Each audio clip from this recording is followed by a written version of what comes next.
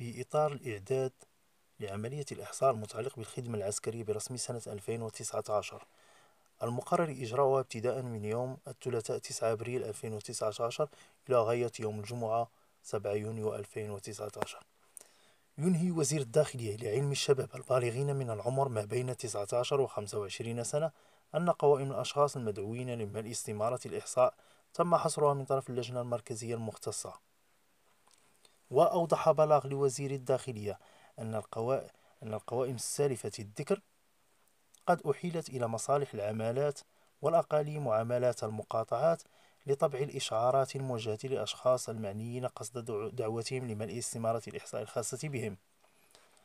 وأضاف المصدر ذاته أنه تبعا لذلك فإن وزير الداخلية يهيب بالشباب الذين سيتوصلون من السلطات الإدارية المحلية بالإشعارات الخاصة بهم إلى أن يبادروا إلى ملء استمارة الإحصاء عبر الموقع الإلكتروني www.تجنيد.ma وذلك فور توصلهم أو توصل أفراد أسرهم بهذه الإشعارات. وفي نفس السياق يخبر وزير الداخلية كافة الشباب المستوفين لشرط السن المذكور أنه يمكنهم أن يتأكدوا عبر نفس الموقع الإلكتروني من إدراج أو عدم إدراج أسمائهم ضمن قوائم الأشخاص المدعوين لأداء الخدمة المذكورة برسم السنة الجارية. ومن جهة أخرى حسب نفس البلاغ يخبر وزير الداخلية الشباب الذين لم يتم استدعائهم لأداء هذه الخدمة برسم السنة الجارية والراغبين في أدائها وكذلك الشابات الراغبات في أدائها أنه بإمكانهم ملء استمارة الإحصاء عبر نفس الموقع الإلكتروني.